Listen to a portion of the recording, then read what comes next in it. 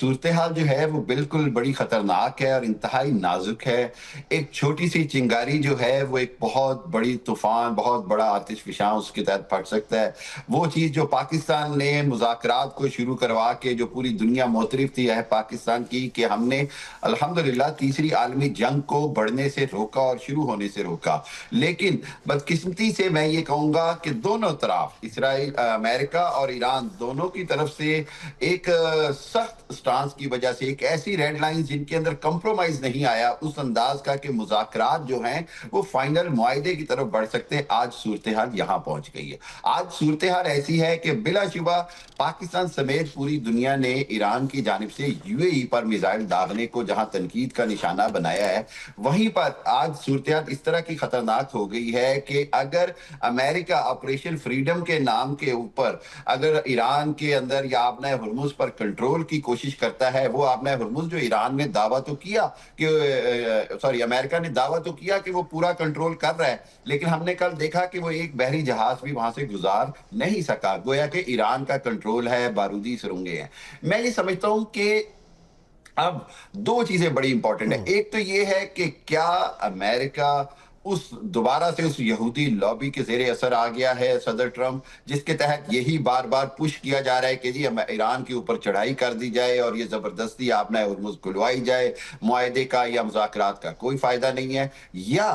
सदर ट्रंप जो हैं वो अपना दबाव बढ़ाकर दोबारा मुज़ाकरात की मेज पर थोड़ा कुछ लो और कुछ दो की बुनियाद के ऊपर ईरान को लाना चाह रहे हैं। बात ये है कि ईरान की तरफ से भी जहां रेड लाइन डिफाइन की गई है कि जी उनके जो 2-250 अरब डॉलर का वो जो उसने तखमीना बनाया है जंगी नुकसानात का, उसको पूरा करने के लिए आपने हुर्मुज पर टैक्स लगाना, उसके बाद उन जंगी नुकसानात के अजाले के लिए उनके ऊपर सैंक्शंस खत्म करना, यूरेनियम जो है वो अपने पास रखना और अमेरिका या किसी तीसरे मुल्क के हवाले ना करना, ये वो स्टांस है जो ईरान की तरफ से लिए जा रहे हैं। बुनियादी बात हमें ये समझनी होगी कि दोनों अपनी अपनी रेड लाइंस के अंदर अगर गुंजाइश पैदा नहीं करते तो ये जो चिंगारी है ये अगर सुलग गई तो बहुत बड़ा एक मैं समझता हूँ बहुत बड़ी ट्रेजेडी होगी, बहुत बड़ी जंग दोबारा शुरू हो सकती है। और एक आपको बात बताता चलूं मखदूम साहब कि अगर ये जंग दोबारा शुरू हुई तो जिस तरह प्रेसिडेंट ट्रंप ने अब दोबारा से अपने अलाइज बनाने शुरू किए हैं, यूरोप ने इनकार कर दिया,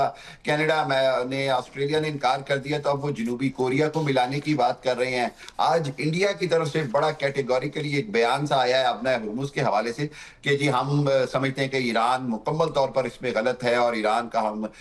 जो अमेरिका है उसका साथ देंगे। सो आपको इसको बड़ा सेंसिटिविटी कैलकुलेट करना होगा कि एक जानिब पाकिस्तान मुज़ाकरात की कोशिश कर रहा है, दूसरी जानिब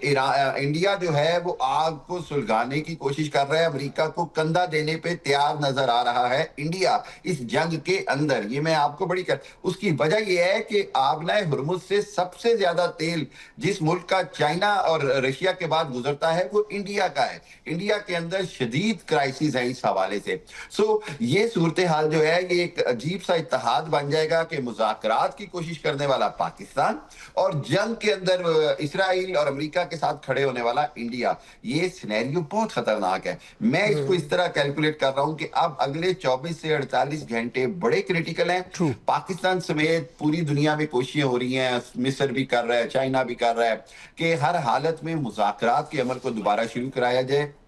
जहां ईरान कश्तियों के ऊपर हमले के ऊपर नाला है, नाराज है, अटैक की रिपेयर, वहीं पर